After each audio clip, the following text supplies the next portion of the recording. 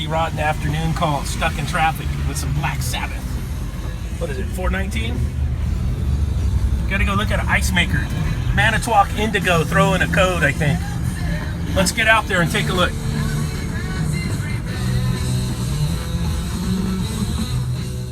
Okay, here's our victim, and the customer left it unplugged for me, so that's nice. So we'll get her plugged back in. Let's see, I gotta take that. You take all the screws out. Let's see, one more right here. So I got the door open.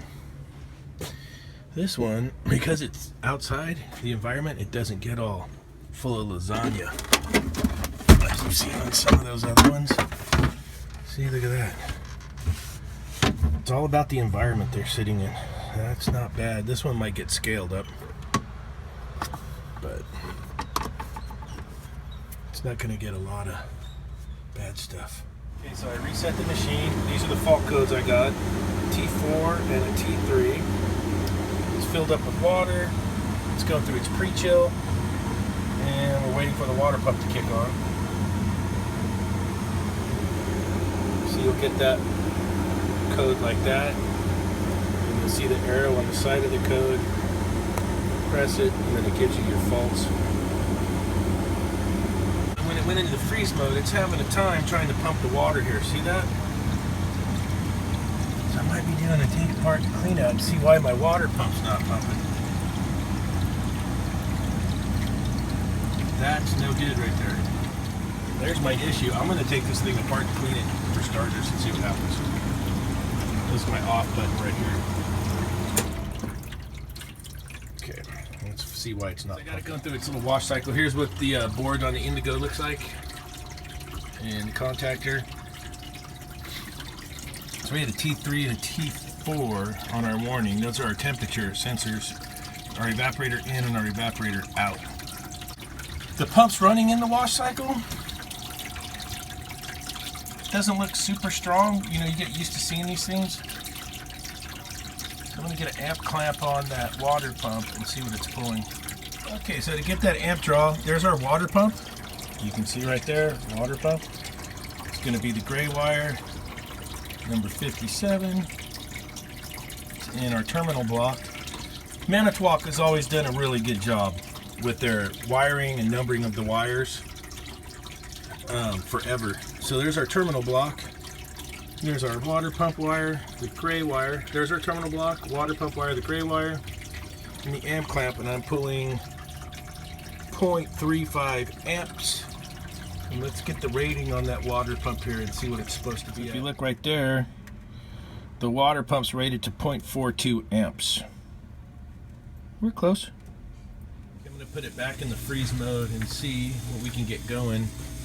I got the book out here. I always keep the little Manitowoc books and the H.V.A.C books. What you can do on this one, let's see if we can get it down here. Let's scroll down to service, hit the check mark. Let's go real-time data.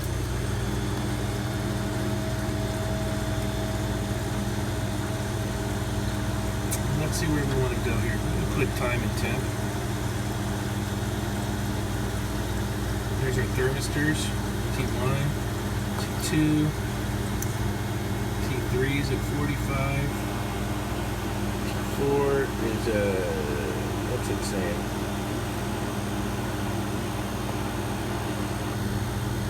Hmm. 475 degrees, maybe we got some bad thermistors. See that?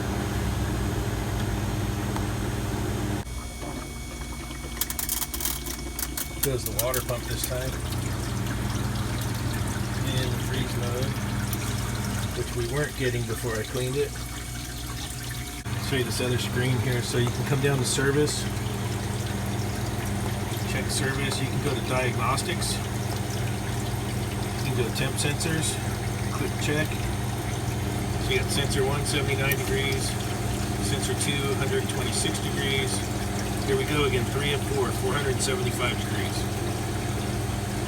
Probably got a couple bad sensors. They plug into the board up here, 3 and 4. Like with a lot of this new electronic stuff with sensors, you'll see the freezers are using them a lot. It's sensors are going bad out there, especially when they're located in a wet or cold environment like evaporator sensors. That's probably what we're looking at there. Okay, so I unplugged my two sensors from the circuit board. With them unplugged, it's going to read minus 22 degrees Fahrenheit. In the book, I did find some ohms readings and some temperature values. We're going into a defrost right now. So we know that evaporator is heating up. Let's take a look and see if I can film some of this and take a look at some sensor action. Figured out I can clip them up to there to check. So check this out. So I'm getting 131 k ohms. And if you come over to the chart, Fahrenheit, that puts me between 32 and 50 degrees.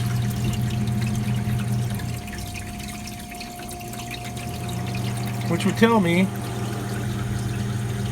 that sensor's probably not bad, right? But as the evaporator got hot, my k ohms climbed.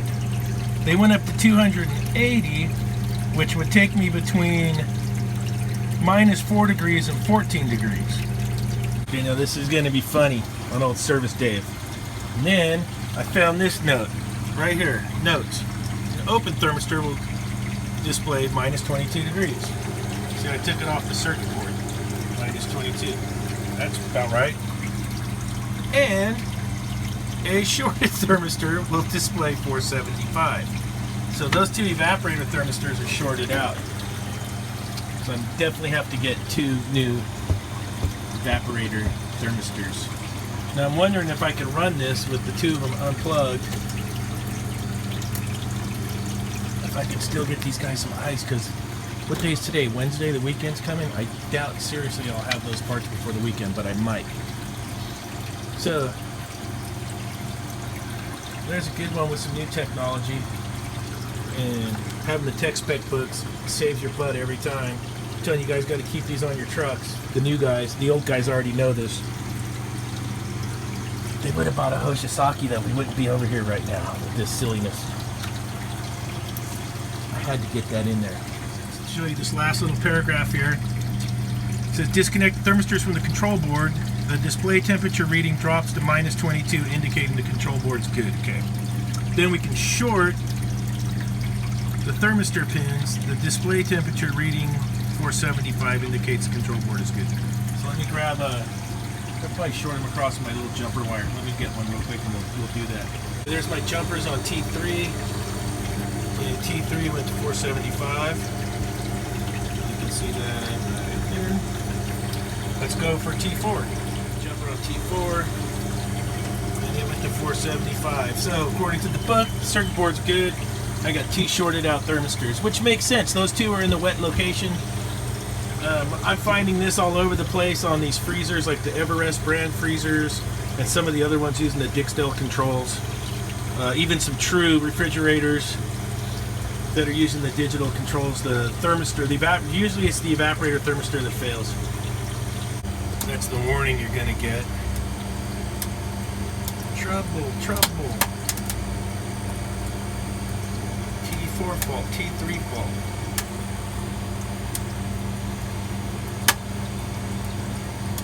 Possible causes. Install issue. Ice probe adjusted. Clean issue. Call service. Exit. Clean.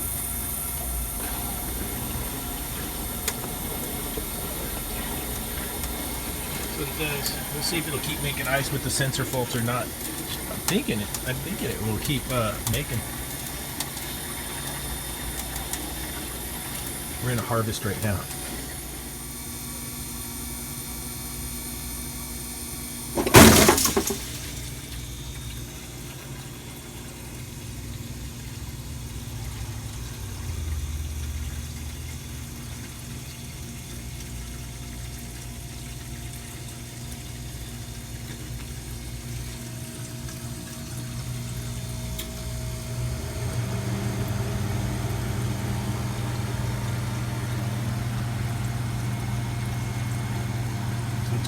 Going back for another freeze cycle, so